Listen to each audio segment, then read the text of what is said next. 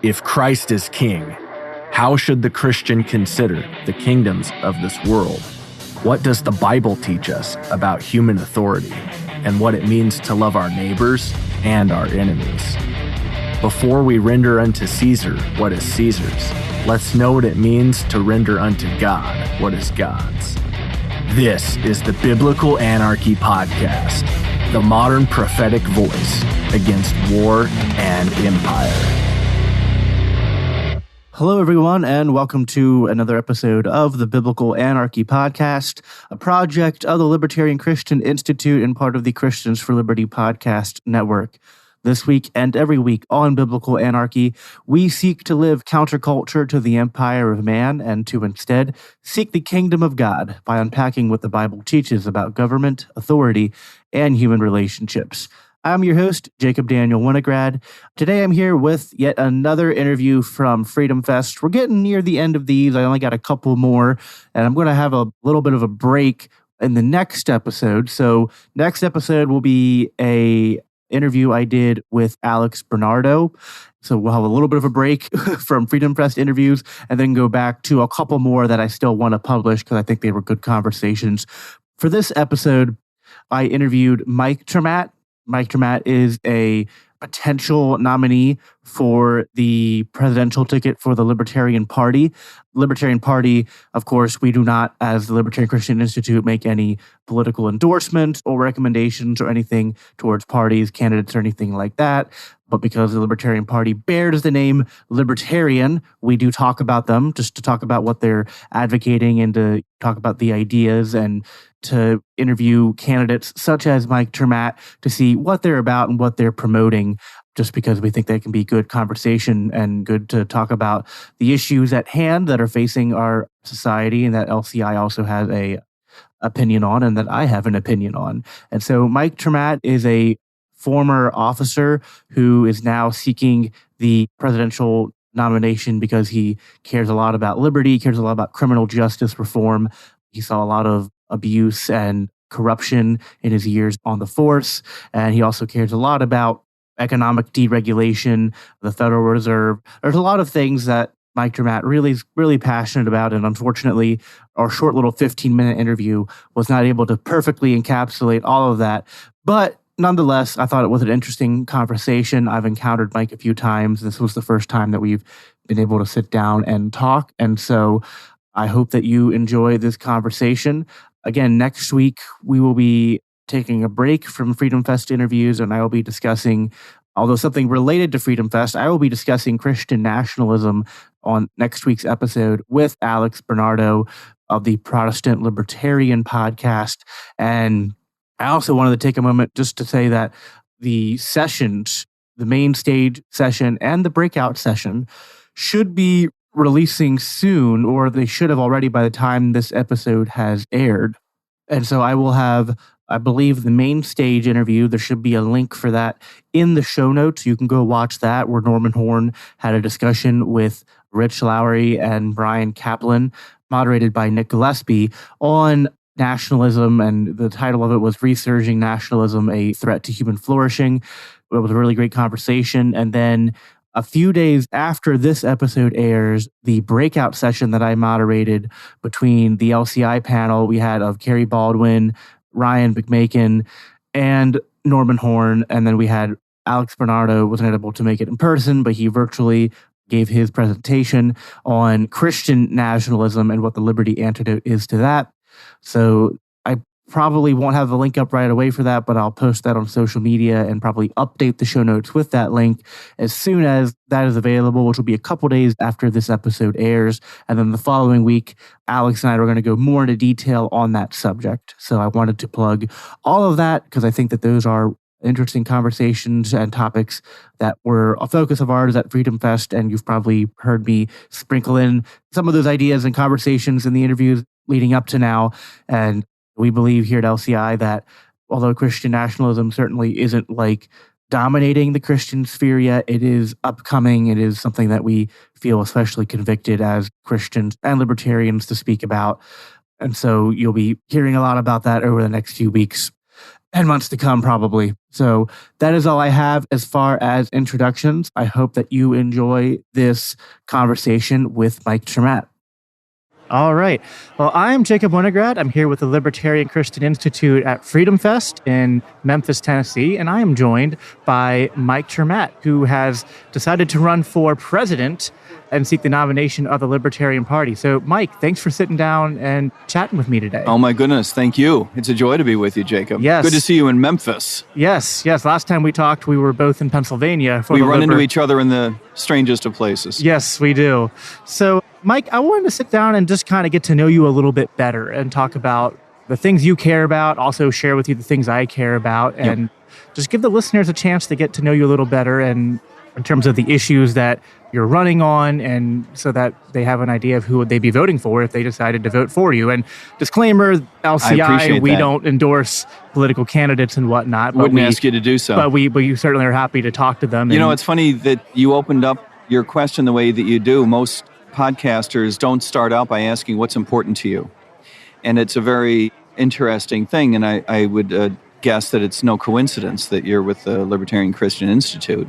And so naturally, you think about what it is that's important to you and what it is that's important to your listeners. And of course, that has to start with faith. There's no question about that. Yes. And then underneath that comes from your relationships in this world, right? Comes your relationships to your family, your friends, the people with whom you do business. And then way underneath that comes the public policy implications of how we all work together.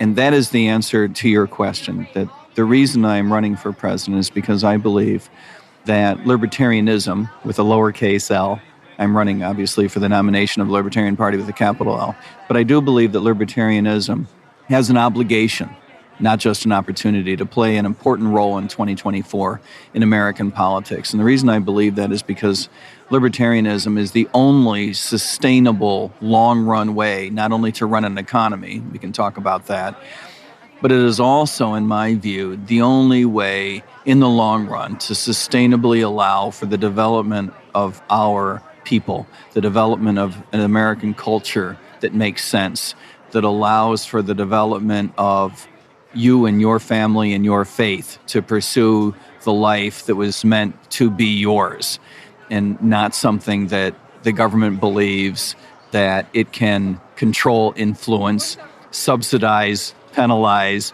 or otherwise push in some weird direction or another.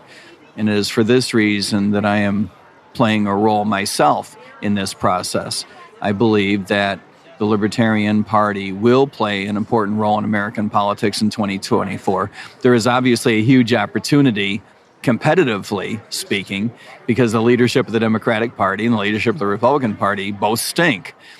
But it is also true that it's an understatement. It's an understatement to people in your audience, right? But it is also true that the parties, the way that they have worked internally and the way that they have worked with each other over the past generation, I would argue probably the past two generations, is such that it has fostered a growing degree of authoritarianism in the United States. Authoritarianism, of course, is growing around the world. It used to be that we never thought that such a thing could happen in the United States, that we could see the idea that politicians would leverage your fear in order to try to make you believe that what you really need to guard against is not the loss of your civil liberties, but what you really need to guard against is that other idiot coming to power, and I'm here to protect you from him. That is the root cause of authoritarianism in a democracy, and that's what we see growing in the United States. Yeah, and they play that game of making the other side a boogeyman, but no matter who's in power, some things stay the same. One of them being that the bombs keep getting made and they kept being dropped on innocent civilians overseas. It's one of the issues that I care the most about as a Christian libertarian, and I spent a lot of my time on my podcast talking about our involvement both in the past in the Middle East and what went wrong there, and the disastrous role that I think America is playing in what's going on in Russia and Ukraine. What do you say to American voters who are concerned about war and our involvement as a country in these ongoing conflicts that are contributing to major loss of life. Because again, as a Christian, we care about our faith, we care about our friends, our family, our communities, and it can be easy sometimes to, when that stuff's not happening here, to not let the full impact of that hit us. But if we, just think about if you were sitting at home with your loved ones and then all of a sudden a missile gets dropped on you and your entire life changes, and that happens almost every day. It does happen almost every day. And to your point, the places change, but the underlying theme seems to persist from one generation to the next.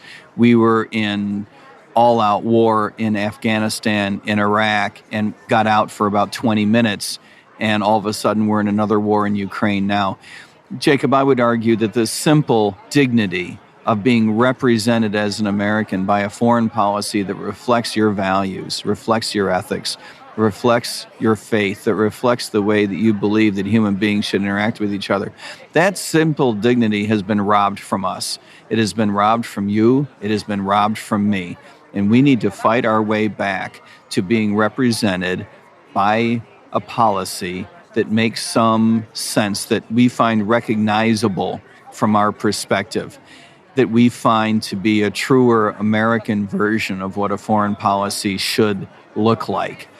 The idea that the American government should be taking money from you and me, from our neighbors, from our fellow citizens, from people around the United States, forcibly, and using that money to project power for no other reason than to preserve our military hegemony, for no other reason than to maintain the United States government's control over the world.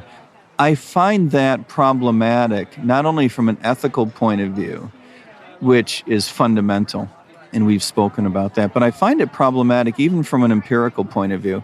At some point, you have to admit to the American people, we're just not good at it. Tactically speaking, we seem to be pretty good at killing people and blowing things up, taking ground, holding it, opening sea lanes, keeping them open. We're even good at toppling governments as long as you don't mind the secrets eventually coming out. But are we really good at achieving strategic objectives that the American public would agree was worth it? No. There are no examples in recent history that our voters would point to and say, that was a good idea. Notwithstanding the billions that went well. Notwithstanding the billions of dollars lost, or in the case of Iraq or Afghanistan, trillions of dollars. Yeah. Notwithstanding the thousands of lives lost, or again, in the case of Afghanistan and Iraq, including foreign nationals, many hundreds of thousands of lives lost. That was a good idea anyway. No, there are no such examples. So we have to admit that while you and I come at this from a very ethical point of view, an ethically driven point of view, even if you don't, even if you believe that this is really all about smash mouth politics and whoever has the strength ought to rule the world, even if you believe that, which would be a weird thing to believe, but even if you believe that, you would have to admit we stink at it. Yeah. We are not getting a bang for our buck. We now spend enough money in the Department of Defense that we could win a war against the entire rest of the world all at the same time. You gotta believe that that is a waste of money. Yeah. And what happens abroad does trickle back home as well, because I think what we've seen is the effects of the war on terror and the tactics and the things that were created in that, like the Patriot Act and things like that. And also this sort of like more militarization has crept into our criminal justice systems, into our police systems. And we saw that on full display when the COVID lockdowns hit back in 2020. Who would have thought that a government that wanted to control the world would also want to control you? Right. That would want to control Mike and Jacob, right? Right. You didn't know that we were so interesting until the government wanted to run our lives for us. Yeah, exactly. So, I mean, that's something I think more people on the right are starting to wake up to, and some on the left as well, but just that not only is it important to end the American global hegemony that is so destructive, but we have to understand that that is being turned inward on the American people. And what would you say, I know your background is in criminal justice and things like that, what are some of the, we don't have a lot of time here, but what are some of the core things that need to be changed to help getting us, there's so much that needs to be done, but what can we do to start getting in the right direction? We've got 3 minutes, solve the criminal justice reform problem. Well, let me throw out two categories. One is that we need to change the way that we manage police. Having been a police officer myself for 11 and a half years until about a year and a half ago, I recognize that we need a system that is much more driven by competitiveness and by market forces. You need a way to replace your department with a different contractor if necessary. And we need to live in a world where the best police officers, and by the way, the best teachers, get paid more, the mediocre get paid less, and the worst get fired. We need it to be much more like other industries. The other bucket of changes that we need to make, we need to be able to recognize that police officers are asked to enforce a whole bunch of laws that are just frankly stupid. The idea that we would use our criminal code to make changes in culture, I find bass-ackwards. We need to realize and take to heart that public policy is downstream from culture. And criminalization needs to be way downstream, even from public policy. Even if you believe that, as I do, that drugs are bad for you, the war on drugs has not successfully helped us. It has not succeeded in keeping people away from drugs. It is not only does the government not have the moral authority to tell us what we should and should not do with our body, but even if you were to cede authority to someone, you would not cede that authority to someone as incompetent as the government of the United States, whether at the state level or the federal level. It just has proven that it cannot get the job done in terms of this very important health crisis. It creates black markets. That's what's dangerous.